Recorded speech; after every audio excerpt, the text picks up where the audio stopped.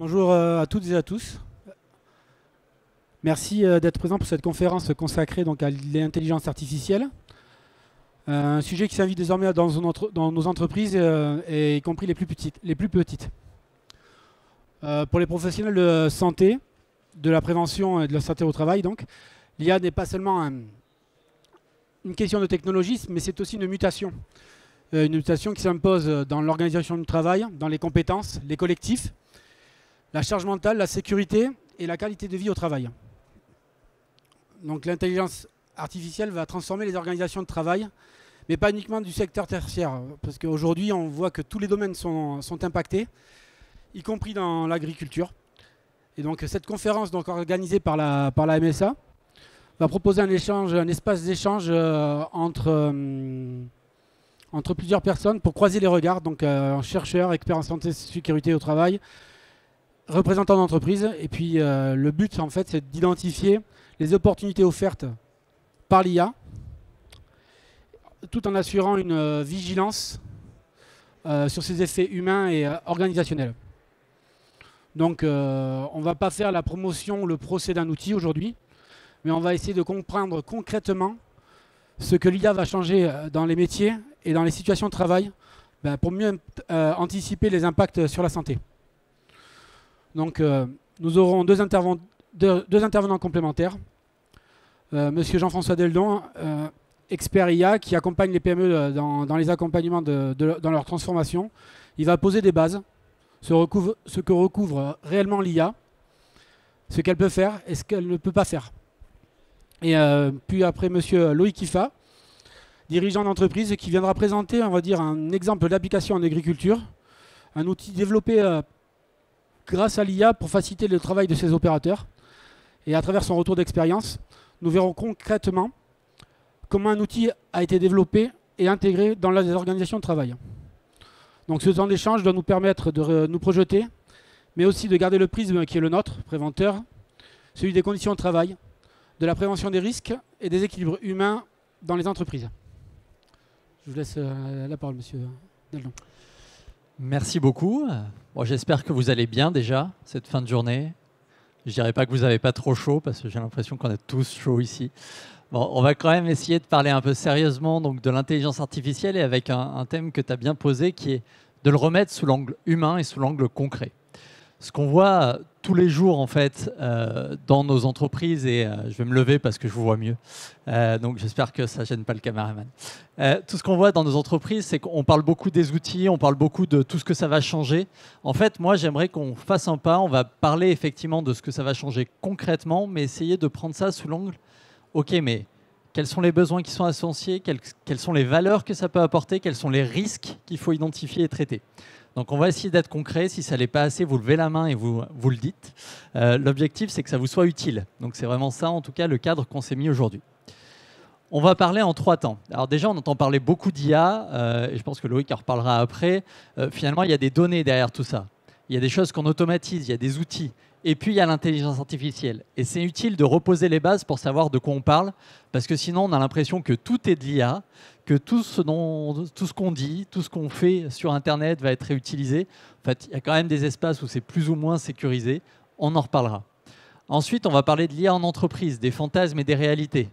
Je ne sais pas si vous allez sur LinkedIn, sur Facebook ou quoi que ce soit, vous verrez qu'il y a tout un tas de fantasmes qui sont véhiculés, alimentés autour de l'IA, de ce que c'est capable de faire. Et on essaiera de remettre un petit peu les réalités en face de ça. Et puis enfin, on va parler des opportunités et des vigilances. Parce que oui, l'intelligence artificielle permet de faire des choses qui sont très utiles. Mais il y a aussi des vigilances à avoir. Parce que même si dans votre entreprise, dans votre organisation, il n'y a pas de règles claires qui est établies, c'est peut-être parce qu'il n'y a pas de règles claires que c'est une porte ouverte pour des fuites de données et des problématiques qui peuvent alimenter des risques dont on verra leur portée un peu plus loin. Juste avant de commencer, je vais me présenter brièvement, même si ça a déjà été un peu fait. Moi, je m'appelle Jean-François Deldon. J'ai passé 11 ans chez Michelin, où j'ai notamment piloté la transformation digitale data et IA de l'audit interne, du contrôle interne, mais aussi de la qualité industrielle, qui est une entité de 11 000 personnes. Et avec des gens qui sont sur des machines, qui n'ont pas forcément de téléphone, de montre connectée ou quoi que ce soit, mais pour lesquels ces technologies peuvent apporter un plus. Un exemple très concret qu'on a pu traiter, j'y reviendrai plus tard, une personne qui analysait la qualité des pneus, qui devait faire à chaque fois 5 mètres pour aller taper sur son ordinateur ce qu'il voyait, revenir, repartir, revenir. Bah, finalement, c'était à chaque fois une coupure, une charge mentale supplémentaire. Et là, on l'a doté d'une technologie IA qui fait de la transcription vocale, alors qui amène toutes les problématiques d'hygiène et autres avec les écouteurs et tout, et que vous devez bien connaître aussi, mais néanmoins qui était un plus sur la partie charge mentale, puisqu'il pouvait dicter et directement voir qu'est-ce qui était fait. Donc tout ça pour dire que même avant ChatGPT, on était capable de faire des choses. Au-delà de ça, j'ai piloté des groupes de travail sur l'IA, notamment sur l'IA générative. J'ai écrit un livre principalement à destination des PME, parce que je trouve qu'elles sont un peu démunies et on ne les accompagne pas beaucoup, malgré certains dispositifs pour cette transformation à l'IA. Et récemment, j'ai lancé un podcast où, vous aurez le lien tout à l'heure, l'idée étant d'interviewer des dirigeants qui parlent de la vraie vie, des salariés qui parlent de la vraie vie avec l'IA, de ce qui marche, de ce qui ne marche pas. Et donc ça, c'est pour moi important de revenir à la réalité. La réalité, c'est avant tout repartir de la base. L'IA ne fonctionnerait pas sans données. Les données, c'est à peu près tout ce qu'on peut stocker sur un ordinateur. Bien sûr des chiffres, du Excel, des bases de données, mais aussi des documents textes, des fichiers audio. Si on enregistre ce que je suis en train de dire, on va être capable de le retranscrire, peut-être d'en faire quelque chose d'autre. Donc tout ce qui peut être enregistré sur un support informatique, finalement, c'est une donnée. Et ces données, c'est ce qui va servir à l'automatisation, dont on va parler juste après, et à l'intelligence artificielle, et on va essayer de l'illustrer. Ce dont on parle trop peu, par contre, c'est la partie automatisation. C'est super bien connu dans la partie industrielle, où dès qu'on a une tâche répétitive, on prend une machine qui est capable de l'automatiser. Ça va être capable de me faire le trou, et puis ensuite peut-être de coller deux plaques l'une avec l'autre, et ainsi de suite. C'est de l'automatisation. C'est parce qu'il y a une tâche répétitive qu'on fait tout le temps, et donc là, on va trouver un procédé pour l'automatiser. C'est pareil sur l'informatique. S'il y a des tâches que vous faites tout le temps, je reçois une demande de devis par mail, je dois générer le document Word, je le vérifie, je l'envoie. C'est un processus que vous pouvez lister, que vous pouvez bien écrire noir sur blanc.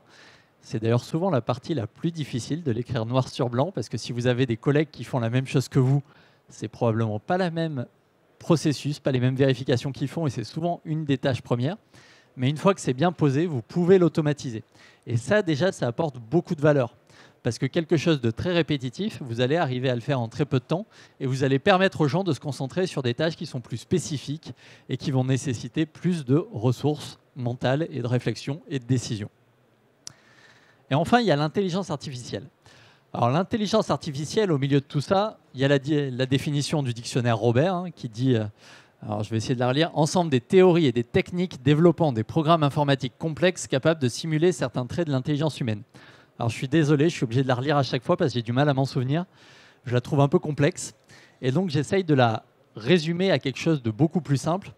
L'intelligence artificielle, en fait, c'est rien d'autre que d'apprendre à une machine à réaliser une tâche spécifique, et je précise bien une tâche spécifique, sur des données qu'on lui donne en entrée, et on lui réapprend à le refaire cette même tâche sur de nouvelles données. La première utilisation, c'était différencier des chiens des chats. On a donné des tas d'images de chiens où on a dit c'est des chiens, des tas d'images de chats où on a dit c'est des chats, un peu comme quand vous apprenez à vos enfants ou quand vous avez appris à vos enfants ou petits-enfants à distinguer des chiens des chats. Donc on fait ça. Sauf qu'en fait, on fait ça sur des millions d'images parce qu'il n'a pas de connaissance du réel, il ne voit pas en 3D, il voit juste les images à travers une représentation mathématique des images.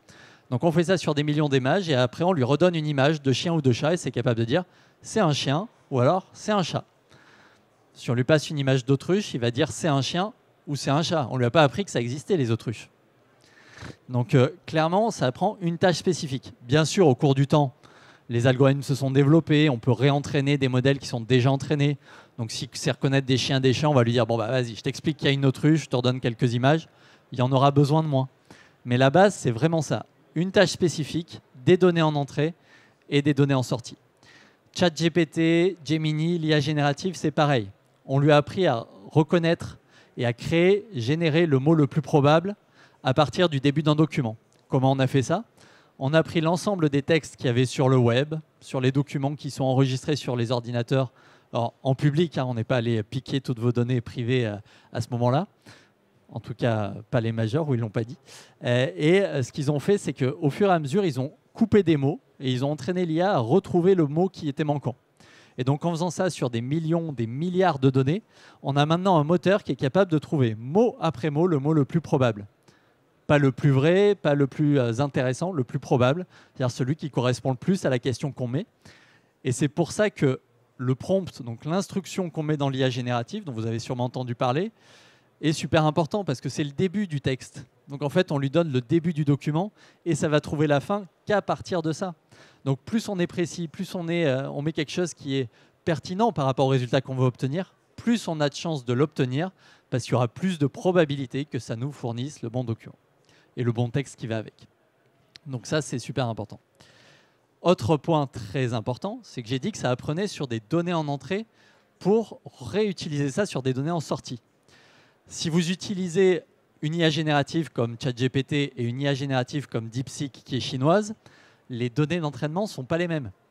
Si vous l'interrogez sur des éléments comme Taïwan, les Ouïghours, ils n'auront pas les mêmes réponses. Même peut-être sur les conditions utiles de vie au travail, il n'y aura sûrement pas les mêmes réponses. Mais en fait, ce n'est pas parce qu'ils ont une opinion politique, une opinion personnelle. Ils n'ont pas d'opinion, les IA.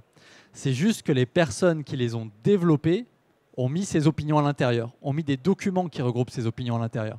Et donc, ces choses-là ressortent automatiquement quand on pose une question à l'IA générative. Et donc, il faut savoir, quand vous utilisez ces IA, qu'il y a ces biais-là qui sont potentiels. Alors, si c'est pour analyser un document Word, pour analyser un appel d'offres, ça ne changera pas grand-chose au fond. Vous n'allez pas chercher la situation de Taïwan, les Ouïghours ou les conditions de vie au travail. Si c'est pour des documents juridiques, ça peut déjà poser problème.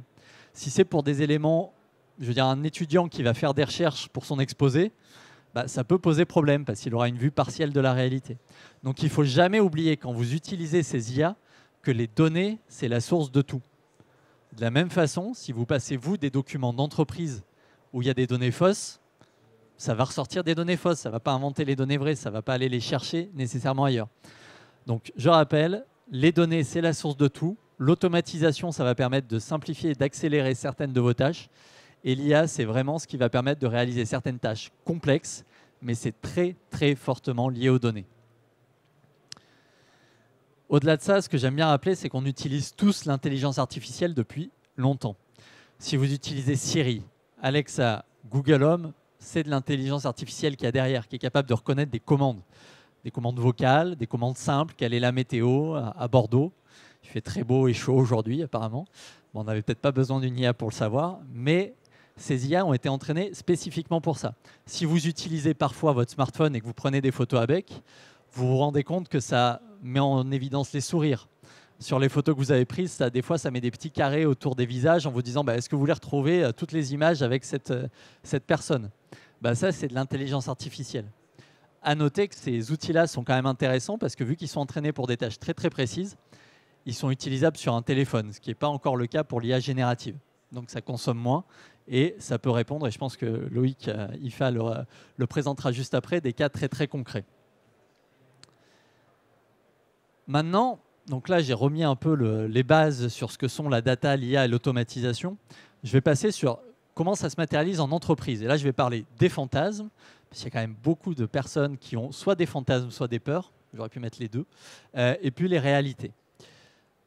En tant que fonctionnalité, c'est capable de faire plein de choses. Et en fait, c'est ce qu'on voit tous les jours. Maintenant, il y a des IA qui permettent de générer du texte, ça c'est acquis depuis un certain temps. De générer des images, c'est effectivement aussi le cas. On va pouvoir générer des images où même on prend une photo de soi et on va lui dire mets-moi un costume, fais-moi serrer la main à Poutine, à Macron, à Trump ou je ne sais quoi. Ça va être capable de le faire. Et donc, j'y reviendrai plus tard, il va falloir faire très attention à ce qu'on met dans l'intelligence artificielle et ce à quoi on est exposé aussi en termes de réseaux sociaux, en termes même de mails ou ainsi de suite. Et puis, c'est capable de générer des vidéos. Maintenant, sur un prompt, donc une petite instruction de quelques lignes, on est capable de générer une vidéo de 8 secondes avec du son. Alors, ça ne parle pas encore super bien ou quoi que ce soit. Sur la base d'une vidéo de nous de 2-3 minutes. Alors, si on passe ma vidéo plus tard dans une IA qui s'appelle Agen ou DID, on sera capable de me faire dire ce qu'on veut sur scène, simplement en écrivant ce qu'on veut que je dise. Et donc, c'est pour ça que, oui, c'est très puissant. Il y en a qui peuvent l'utiliser typiquement pour des sessions de présentation d'entreprise. Je travaille avec une boîte qui a des présentations d'entreprise régulières. Ils doivent tourner des nouvelles vidéos tout le temps où ils ne mettent pas non plus énormément de... Voilà, disons que ce n'est pas le tournage qui compte, mais c'est plutôt le fait d'être capable d'avoir un support assez lisible pour que les gens soient capables de capter l'information. Bah, eux, ils utilisent ça pour pouvoir générer plus facilement la vidéo. Par contre, et ça c'est aussi une des limites qu'il faut, et j'y reviendrai après sur la perte de repères, c'est qu'ils disent dès le départ que c'est une IA qui parle. Ils expliquent, oui, bonjour, je suis un avatar IA, je vais vous présenter le concept pour que vous puissiez vous décider si ça vous intéresse ou pas. Si vous voulez me contacter, voici mon numéro. Et pour moi, c'est un des trucs qu'il faut vraiment renforcer, c'est l'authenticité. Dans un monde où, on le voit, on peut créer beaucoup de choses qui ne sont pas authentiques. Et donc, si vous baladez sur les réseaux sociaux, vous voyez peut-être ce type de message. Bah voilà, maintenant, il n'y a plus besoin de galérer, l'IA c'est fait pour toi, stop à la prospection, tu n'as plus besoin de prospecter, j'ai une IA qui fait tout pour toi, t'as qu'à me lancer et puis je vais envoyer les mails, répondre aux gens et tout ça. Et en plus, alors je ne sais pas s'ils l'ont mis là, non ils ne l'ont pas mis, mais souvent ils mettent « je pourrais te le vendre 3 000 €, mais je te l'offre gratuitement, écris juste ton mail en dessous du message ». Bon, en règle générale, si quelqu'un peut vendre un truc 3 000 €, enfin je ne sais pas vous, mais moi d'habitude quand je peux vendre un truc 3 000 €, je le vends 3 000 € quoi. Surtout si c'est un truc qui est mon activité principale. Là, il faut toujours se méfier, c'est souvent ces gens vendent de l'automatisation. Ils l'ont fait sur un cas idéal. Il y a encore un influenceur que j'entendais récemment qui disait en 5 heures, on peut créer un site virtuel, une présence sur les réseaux sociaux, tout ce qu'on veut. C'est vrai. Sauf que quand on va dans le cœur d'une vraie entreprise qui existe, on se rend compte que quand on veut faire un site web et des réseaux sociaux, il faut partir de l'ADN de l'entreprise, des offres qu'elle a vraiment, de ses contraintes légales, enfin, de tout un tas de choses qui fait que c'est effectivement plus rapide de faire des supports, mais ce n'est pas aussi idyllique que le faire simplement en prenant une automatisation et en cliquant sur un bouton. Donc il y a quand même du travail derrière. Et il y a beaucoup d'efforts. Une stat que j'aime bien rappeler, c'est que à l'heure actuelle, selon plusieurs études, alors il y a Gartner qui en a fait une, il y a le MIT qui en a fait une autre, donc ce n'est pas spécifique à la France, hein. Il y a 85 à 95% des projets IA qui échouent en entreprise, dans le sens qu'ils ne produisent pas de valeur. C'est quand même assez étonnant de se dire qu'il y a une technologie dont on entend parler partout, mais en fait, il y a plein de projets qui échouent. Et souvent, en fait, c'est parce que c'est pris par l'angle technologique simplement. C'est-à-dire qu'on ne va pas regarder à quel problème ça répond. On se dit « Ah mince, les autres font de l'IA, il faut que j'aille sur ChatGPT, vite, sinon on est dépassé. » Bah non, en fait, ça peut être un révélateur. On se dit « Il faut se poser la question », mais ça ne peut pas être « Allez, je lance ChatGPT, je prends 10 licences et puis après, on verra bien ce qu'on en fait. » Non, il faut vraiment réfléchir à c'est quoi la problématique de l'entreprise. Où est-ce que je perds du temps? Où est-ce que j'ai des risques à gérer? Et en fait, c'est ça qui va permettre de vraiment créer des projets avec de la valeur. Et c'est beaucoup plus long parce qu'on se rend compte que quand on veut faire des projets qui marchent, il faut bien identifier le projet, il faut cadrer tous les aspects techniques, je pense qu'on y reviendra beaucoup tout à l'heure, et ça demande pas mal de temps pour entraîner la machine, pour arriver à trouver les bonnes solutions et tout ce qui va avec, et embarquer les équipes, ce qui est toujours un sujet majeur. Donc il faut quand même garder la raison, on peut faire plein de choses avec l'IA, et ça c'est vrai, on peut générer des documents, on peut aider sur des comptes rendus. Il y a des entreprises du bâtiment qui l'utilisent pour faire leur rapport de chantier. Il y a des gens qui l'utilisent pour analyser des appels d'offres parce qu'ils en reçoivent plein, ils veulent sortir juste les infos principales. Je citerai quelques exemples après, mais par contre, il faut garder la mesure de tout ça et se dire c'est quoi qui va vraiment m'apporter de la valeur. Un témoignage client que j'adore, que j'avais collecté pour le livre que j'avais sorti là en décembre dernier, c'est une boîte où ils me disaient qu'ils avaient investi 50 000 € sur l'IA. Et encore, ils avaient bénéficié de 30 000 € de subvention, donc 80 000 € de projet au total. Ils ont fait un outil, ils l'ont fait avec 2-3 pilotes, et ils se sont dit, mince, super, maintenant ça résout le problème, je le diffuse à tout le monde. Ils avaient une équipe de 30 personnes, mais les gens vont sauter dessus, ils vont se l'arracher comme des petits pains. Ben, en fait, personne ne l'a utilisé. Personne. C'est même pas une personne qui s'est perdue dessus, personne ne l'a utilisé. Parce qu'en fait, ça ne correspondait pas à leur façon de travailler, ils ne savaient pas vraiment ce qu'il y avait dedans. Ils se méfiaient. La confiance, on va voir, est un élément assez important dans ces sujets-là. Et donc, finalement, ça fait 80 000 € pour un outil qui n'est pas utilisé. Et quand on est une PME, 80 000 € pour un outil qui n'est pas utilisé, c'est une somme quand même assez importante. Donc, tout ça pour dire qu'il ne faut pas négliger cet aspect besoin et cet aspect équipe quand on fait ces transformations-là. Quelques exemples concrets avant de passer vraiment aux vigilances et aux opportunités. Trois exemples. Il y a une société de conseil à Montpellier. Eux, ils évaluent les politiques publiques. Donc, ce qu'ils font, c'est qu'à chaque fois que la BPI France, l'ADEME font des subventions, ils essayent de voir est-ce que ça a eu un véritable apport. Ils analysent parfois des corpus documentaires de plus de 100 pages avec de plus de 100 documents de 100 pages. On avait fait un test sur les 100 documents de 100 pages. Sur certaines missions, il y a 15 documents qui sont utiles. Mais ils lisaient les 100 documents de 100 pages. Donc ce qu'on a fait, c'est qu'on les a aidés avec l'IA à identifier quels étaient ces documents. Alors ça en identifie un peu plus de 15, parce que c'est quand même compliqué d'arriver pile poil à ce qu'il faut. Et puis en fait, ce qu'on a essayé de travailler, c'est OK, mais donc vous avez moins de documents à lire, mais qu'est-ce que vous faites en plus? Parce que finalement, vous gagnez du temps. Est-ce que vous faites plus de missions? Est-ce que vous analysez plus en profondeur? C'est quoi en fait la valeur que vous apportez à vos clients du fait que vous gagnez ce temps-là? Parce qu'en fait, les clients ne sont pas dupes. Au bout d'un moment, s'ils savent qu'on peut faire très vite une mission, ils vont arriver, ils vont dire non mais pourquoi je te paye 100% du temps d'avant alors qu'en fait, on consomme plus que 30%.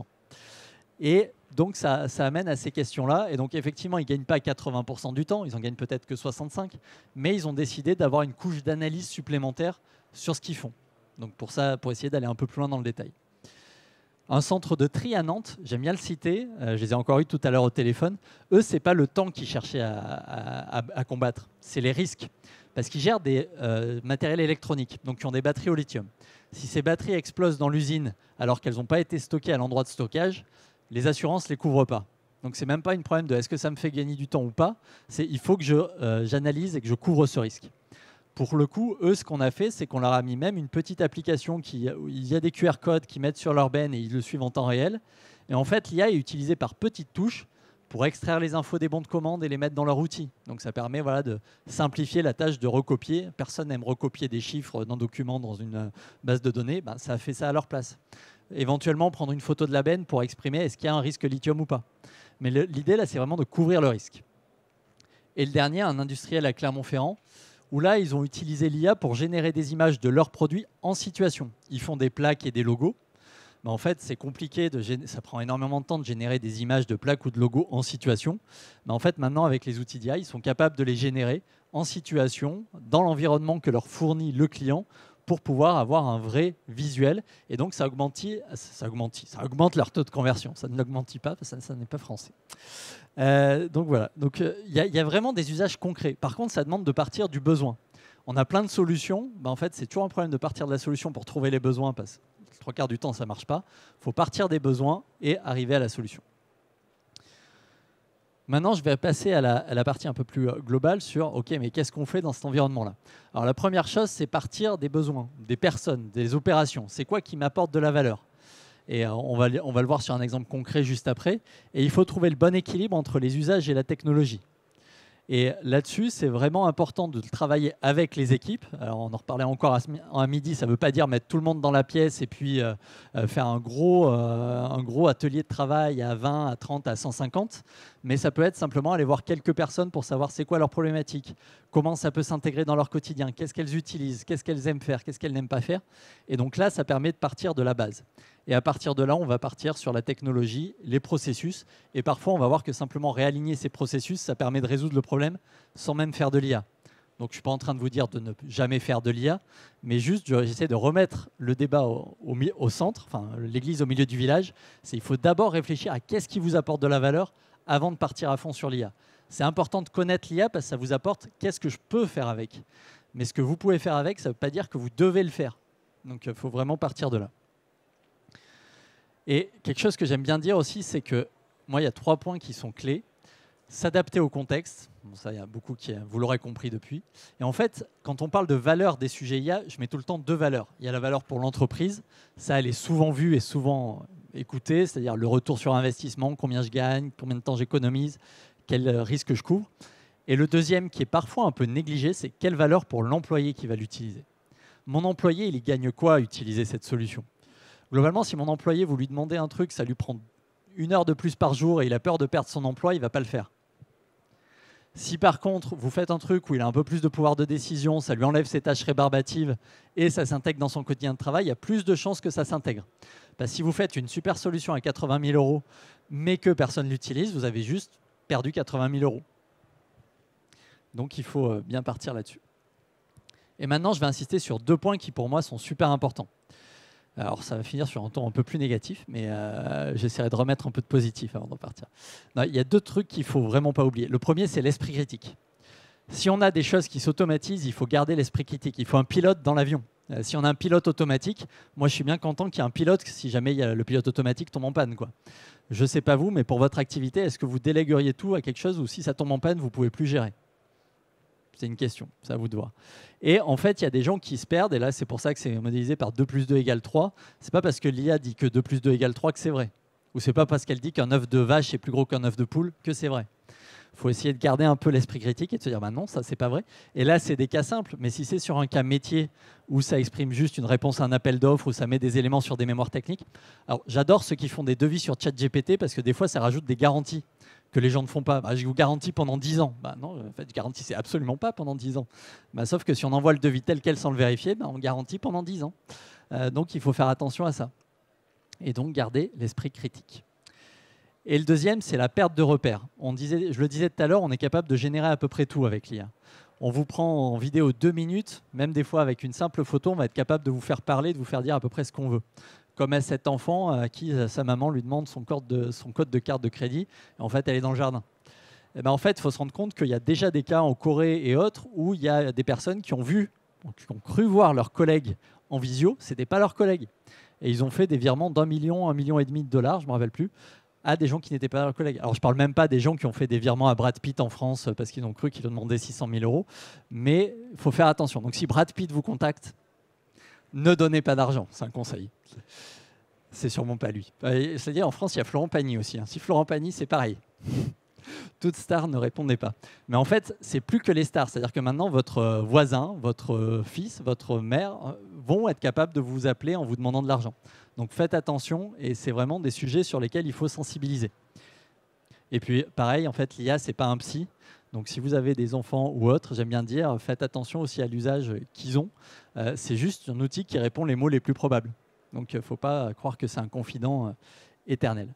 Donc tout ça pour dire que l'IA, c'est une technologie qui permet plein de choses. Honnêtement, on ne peut pas passer à côté dans le sens où on ne peut pas s'intéresser à ce que ça fait. Donc il faut que vous teniez au courant de ce que ça fait, des capacités, et on va en avoir des exemples juste après. Par contre, vraiment, ce qui fait foi à la fin, c'est quelle valeur ça vous apporte à vous. En fait, vous avez tous le droit, et c'est un droit énorme, de le prendre ou de ne pas le prendre. Vous le prenez si ça vous apporte, vous ne le prenez pas si ça ne vous apporte pas. Et quoi qu'il arrive, que vous l'ayez adopté ou pas dans votre entreprise, il y a des employés, il y a des salariés qui l'utilisent. Le Shadow IA dont on parle beaucoup, même si des fois on n'en parle pas assez, ça existe de partout. Moi, il y a une entreprise, j'aime bien la citer, 60 personnes, j'ai interrogé 15 personnes sur les 60, 15 personnes sur 15 m'ont dit « j'utilise l'IA ». Mais il ne faut pas le dire trop fort, je suis sûrement le seul. Non, en fait, tout le monde l'utilisait. Et en fait, chacun, du coup, est maître de c'est quoi qui est confidentiel, qui n'est pas confidentiel. C'est quoi ce que je partage, ce que je ne partage pas. Donc, tout ça pour dire que je pense que c'est une vraie opportunité, mais il faut être conscient aussi des risques qui vont avec pour se couvrir et pouvoir tirer au maximum profit des opportunités. Et dans le podcast, c'est justement ce que j'essaye de faire en donnant la parole à des dirigeants et des salariés, c'est expliquer ce qu'ils expérimentent vraiment et sortir de cet aspect un peu marketing de l'IA. Donc merci beaucoup et je vais laisser la parole. Je ne sais pas si tu reprends. Merci beaucoup. Je vais reprendre rapidement. Merci Jean-François pour ces précisions. Ça donne vraiment un aperçu des opportunités de l'IA, des vigilances qu'il y a à avoir et tout ça pour pouvoir les intégrer dans le travail et l'intégrer dans le travail.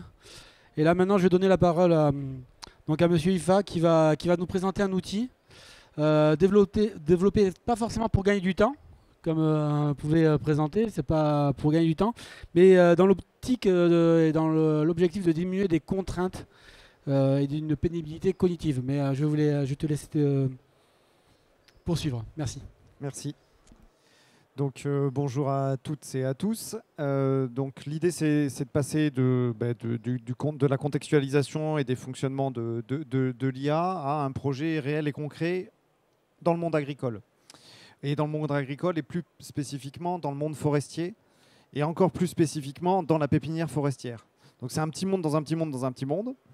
Et dans ce petit monde-là, juste replanter le point de contexte, je suis directeur des opérations de Forelite, c'est une filiale du groupe Alliance Forêt-Bois et on est producteur de plants forestiers.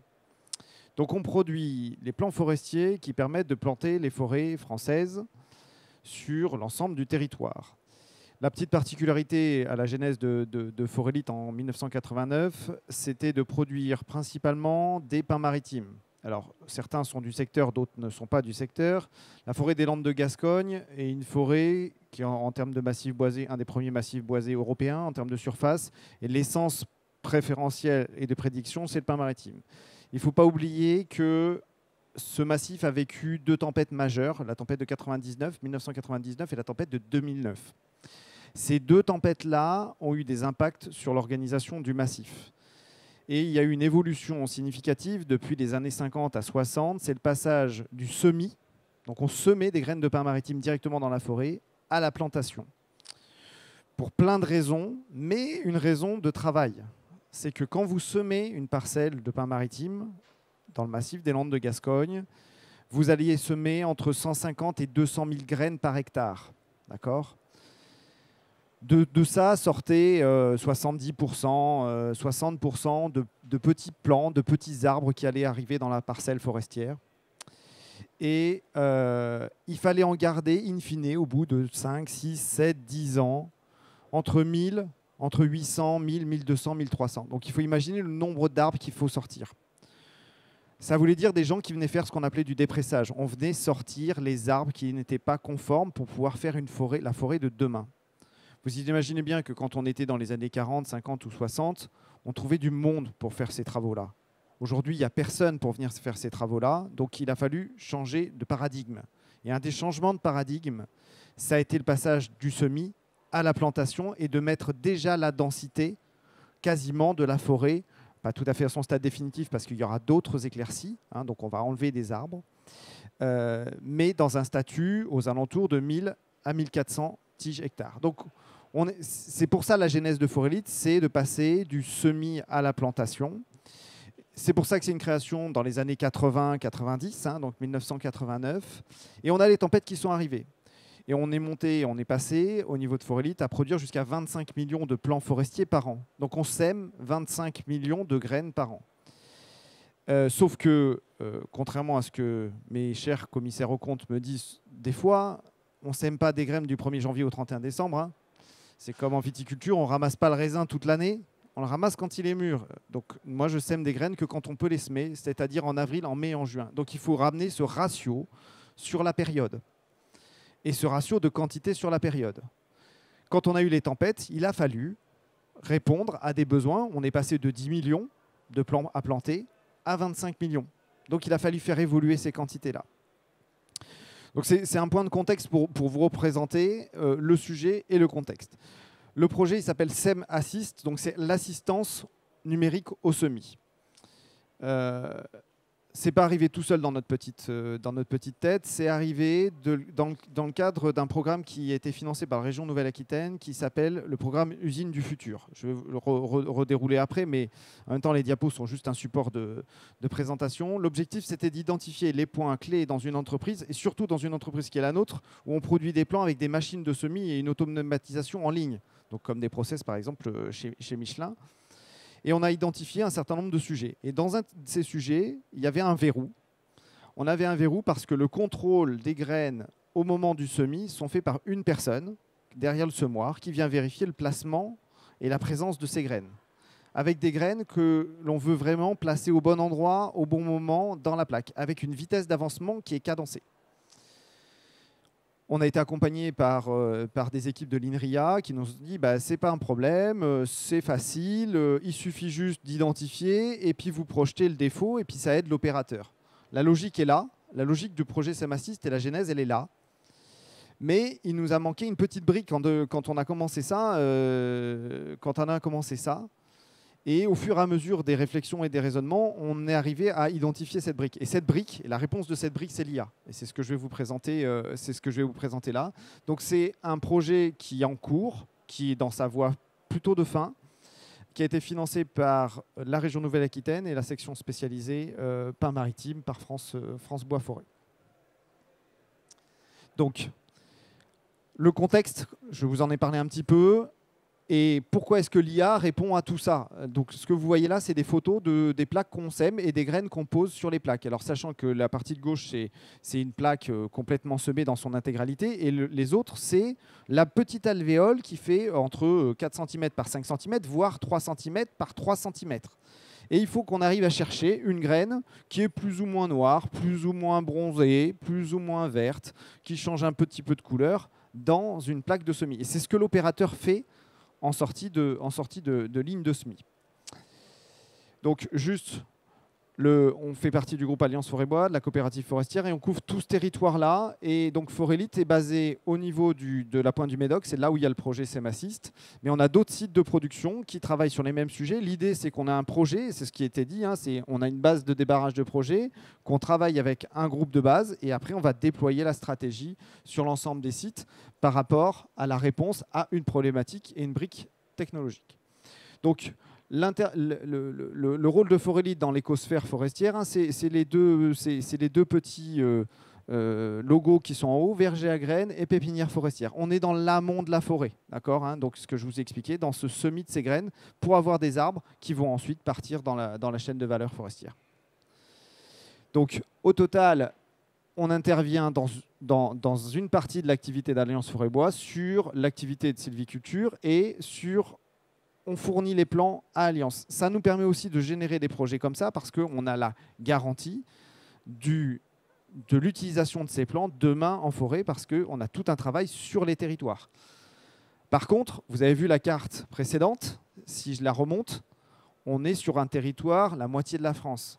Le sujet, c'est que ce que je vous dis là pour le pin maritime, il va falloir penser dans le projet IA qu'on ne plante pas du pin maritime partout et on fait d'autres essences. Donc comment est-ce qu'on demain on apprend à l'IA à apprendre mieux et à apprendre d'autres essences? Et vis-à-vis du changement climatique, vous avez quand même remarqué qu'on est sur un automne où il fait extrêmement chaud. La forêt, elle souffre quand même fortement.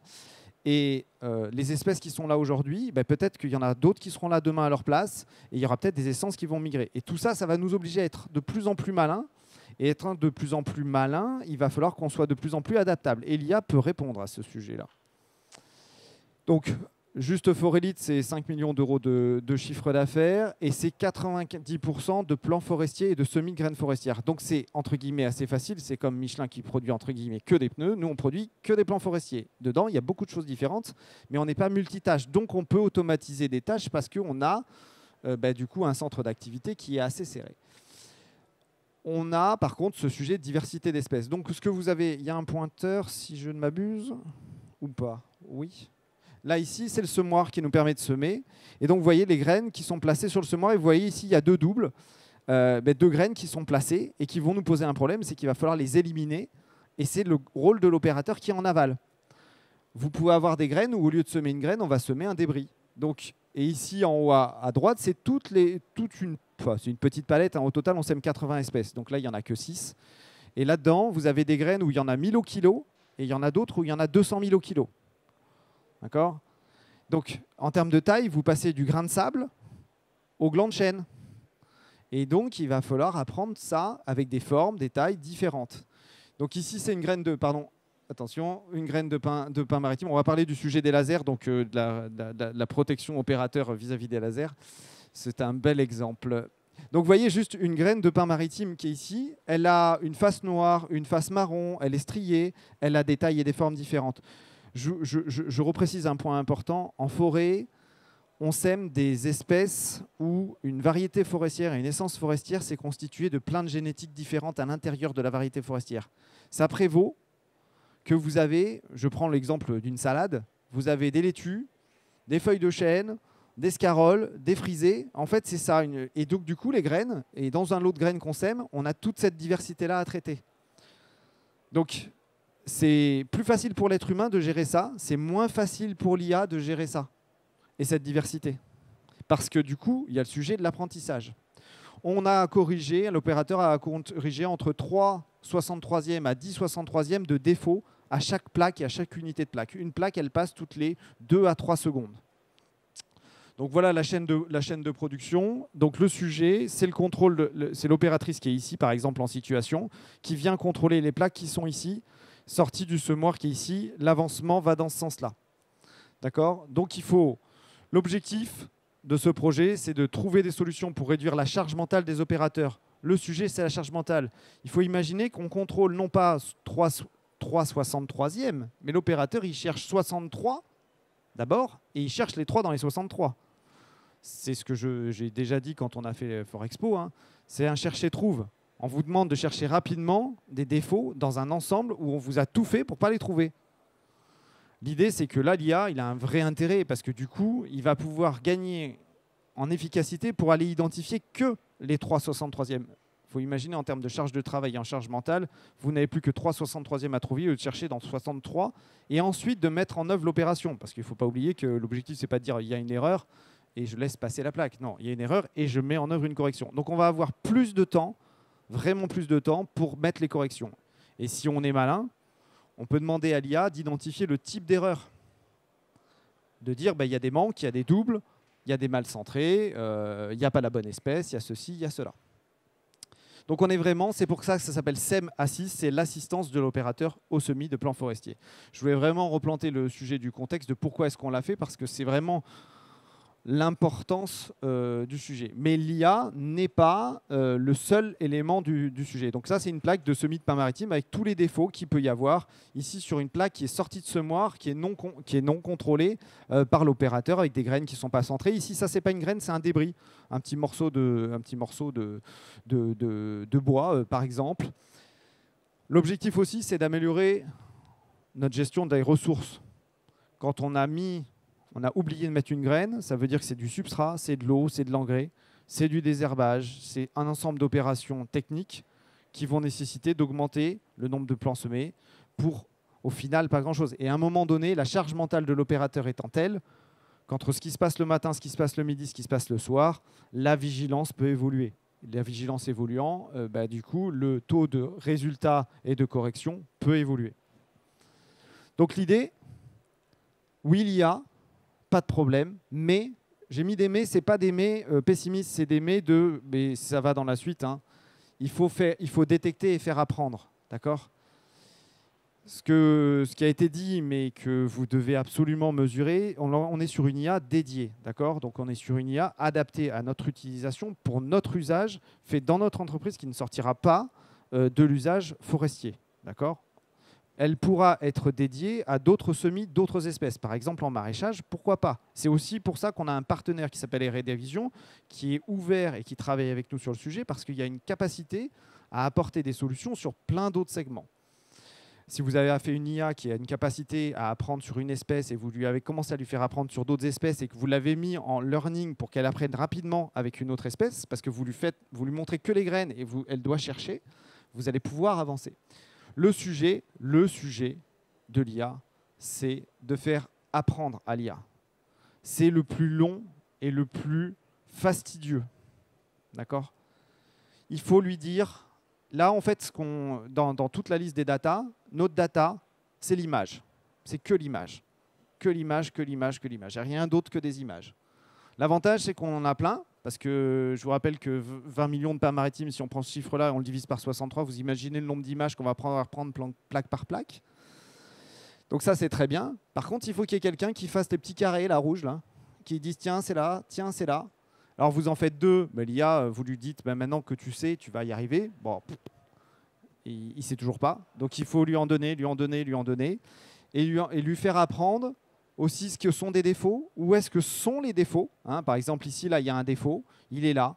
Il peut y avoir les conditions dans l'agriculture, mais même dans d'autres secteurs, mais ici, c'est le cas, hein, des conditions d'utilisation variables, c'est-à-dire que vous avez des variations de lumière, ça va changer votre apprentissage de l'IA. Donc, il faut lui apprendre tous les contextes, même s'il est très, très bon dans des conditions standards. Entre le matin, le midi et le soir, la luminosité est différente. Donc la réponse à la lumière sur l'image va être aussi différente. Et ça, il faut l'avoir appréhendé. Vous avez un environnement un peu poussiéreux, ça peut arriver. Vous avez un environnement un peu humide avec de l'humidité, ça va changer la qualité de l'image. Il faut que l'IA apprenne. L'image, c'est la qualité de l'image, c'est le socle pour réussir le sujet. Donc l'objectif, et on a réussi à évaluer avec une méthode de détection avec 99% de taux de réussite. Je ne dis pas qu'on a fait 99 fois 63, non. C'est que sur les défauts, on en top 99%. Donc on top 99% des 3/63e. Après, dedans, et c'est là où l'apprentissage a un deuxième sujet, c'est qu'il faut vérifier qu'il a bien compris. Quand vous lui avez expliqué et que vous avez vu qu'il est capable d'avoir de la récurrence et de trouver des graines, il faut ensuite aller vérifier en cours de saison, et c'est le regard critique qui est une nécessité. Si vous avez un projet IA et que vous ne mettez pas de regard critique et que vous ne vérifiez pas le contrôle, la dérive va pouvoir apparaître. Et si la dérive apparaît, l'opérateur, comme il aura été assisté, et ça fera partie probablement d'une question, eh ben, il va peut-être décrocher son regard critique sur le sujet parce qu'il va s'être concentré sur comment est-ce que je remets ma graine, où est-ce que je vais la chercher, j'entretiens mieux ma chaîne, j'ai plus de liens avec les autres collaborateurs sur la chaîne. Donc il faut venir faire un contrôle et vérifier les faux positifs et les faux négatifs pour vérifier qu'il n'y a pas de dérive. Et s'il y a des faux positifs ou des faux négatifs qui sont sur tout ou partie des informations, hein, nous, on n'avait pas de problème sur l'absence. L'absence, c'est assez facile. Le sujet, c'était les doubles. Les sujets, c'est est-ce que c'est une graine ou c'est pas une graine. Ça, c'est là où on peut avoir de la dérive. Et donc, c'est là où il faut vérifier et ajuster. Et faire un recollement entre ce qui sort. Et bien, du coup, si vous avez un élément de l'IA qui dérive, et bien, vous reprenez une phase d'apprentissage dédiée et spécialisée. On a eu à un moment donné un batch aussi, hein, dans cette phase-là. Ça a été de savoir jusqu'où on veut aller en précision.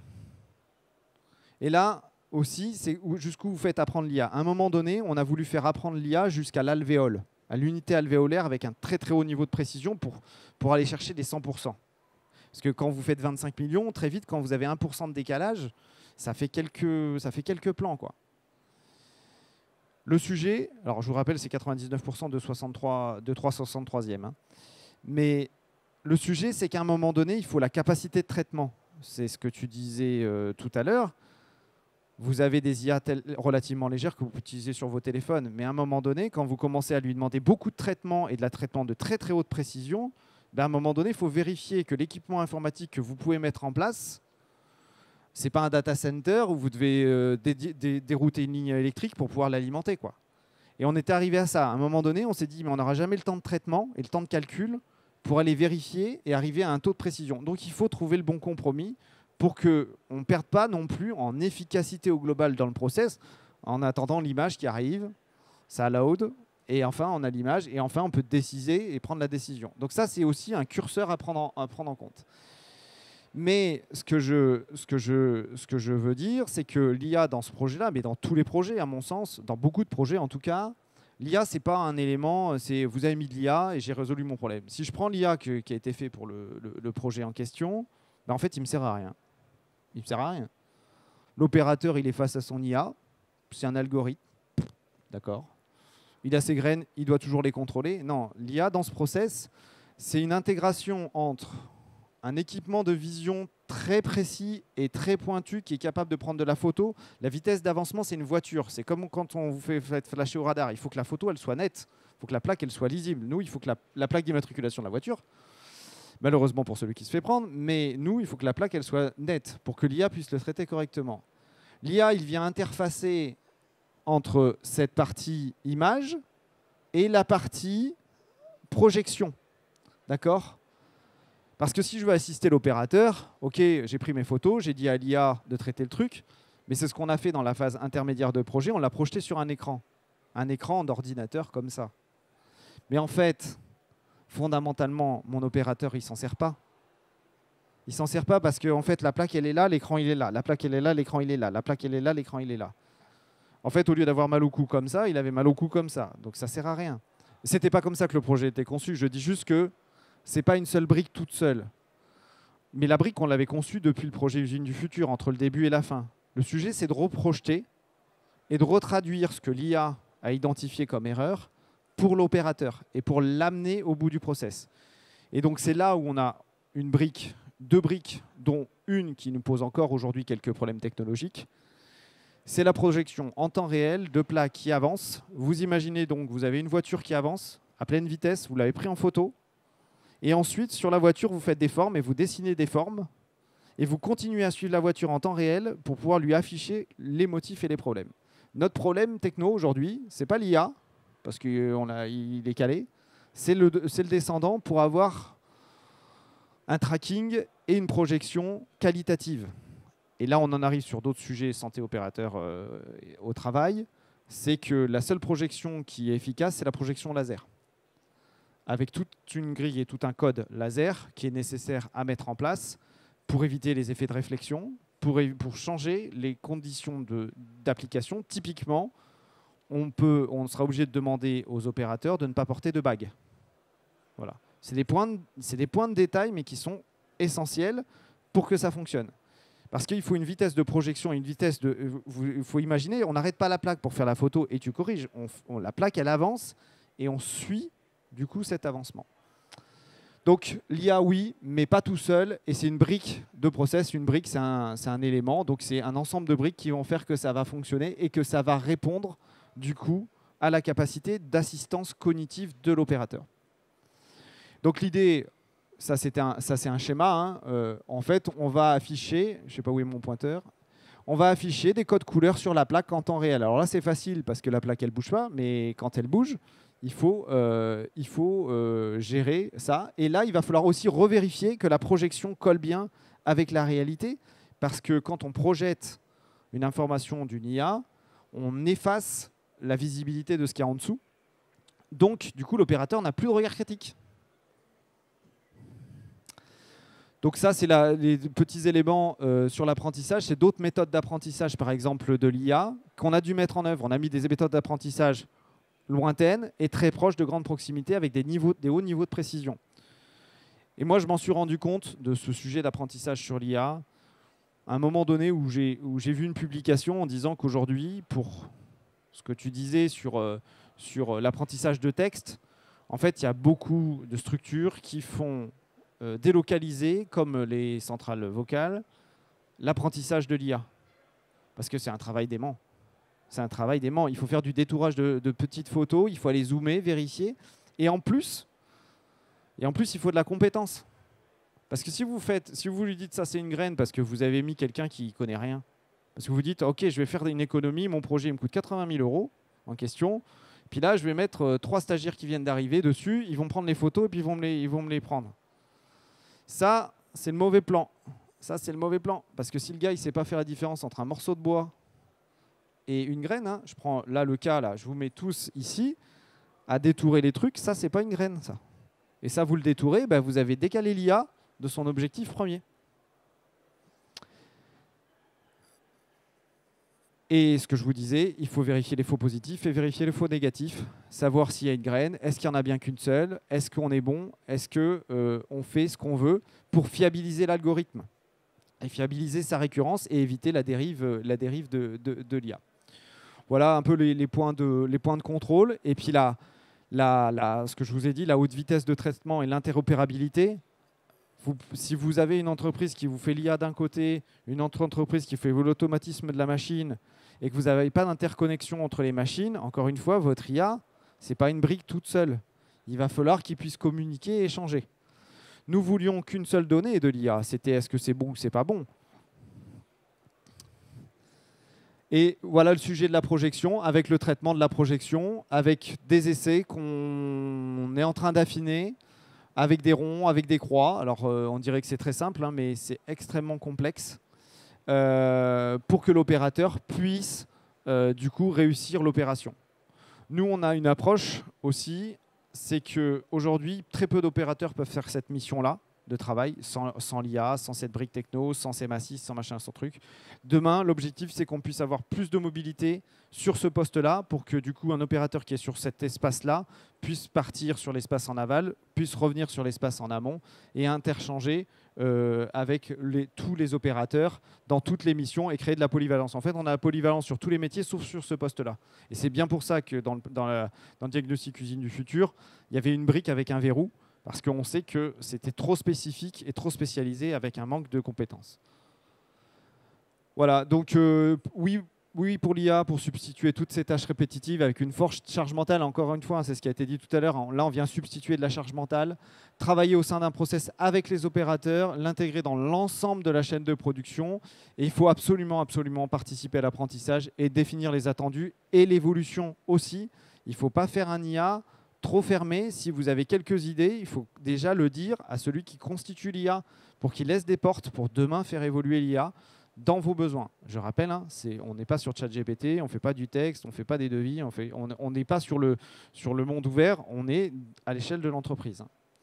Voilà, vous pouvez retrouver tous ces éléments sur différents points de communication. Je remercie encore la MSA aussi pour Forexpo sur le sujet, parce qu'on a été cité quand même sur ce travail-là qui nous prend et qui nous a pris beaucoup de temps avec des partenaires et des financeurs. Merci Loïc pour cette intervention. Donc on a bien vu que l'outil a été développé donc, pour améliorer on va dire l'attractivité du poste d'opérateur aussi, la fidélisation des salariés. Ça vous avez peut-être pas remarqué, mais entre les lignes, c'est ce que nous, en tant que préventeur, on voit finalement. On voit que l'IA a remplacé donc, la tâche cognitive qui était répétitive et pénible. Et donc voilà, je tiens à remercier donc, nos deux intervenants pour leur rapport très concret. Et ce que nous, on va retenir en tant que MSA, c'est que l'IA n'est jamais neutre, en fait. Elle va modifier les tâches, les compétences.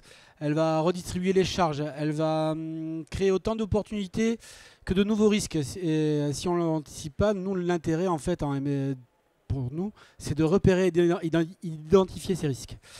Donc, on n'a pas à être pour ni contre, je pense, en tant que préventeur. On se doit juste d'accompagner, on va dire, les entreprises qui veulent se mettre à l'IA pour qu'elle améliore réellement le travail, en fait, sans dégrader les conditions des salariés. Et pour ceux qui utilisent l'outil, mais il faut penser aussi à ceux qui n'utiliseront pas l'outil, l'amont, l'aval. Avec des vigilances fortes, ne pas dégrader les conditions de travail, associer les salariés et leurs représentants, analyser les impacts organisationnels et humains et prévenir donc les risques nouveaux, comme j'ai dit, et les identifier surtout. Donc on voit que l'IA c'est une opportunité aujourd'hui, si elle est pensée avec et pour le travail, et pas uniquement dans le process, comme disait si bien monsieur IFA. Donc plus qu'une solution miracle, on va dire que c'est à considérer comme un outil supplémentaire dans la palette de ceux qui existent déjà.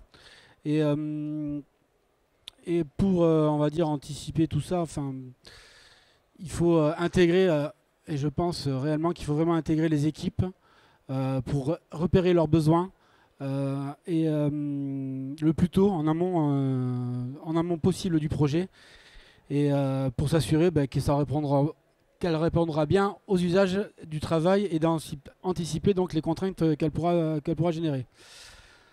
Donc nous en tant qu'MSA, on se doit donc d'accompagner donc les entreprises dans ce sens, une transformation technologique, oui, mais soutenue par une démarche, on va dire, réaliste, responsable, sécurisante, inclusive et durable, et pour l'ensemble des salariés. Je vous remercie à tous. Je ne sais pas s'il nous reste un peu de temps, mais on peut répondre à quelques questions si besoin. Merci à vous.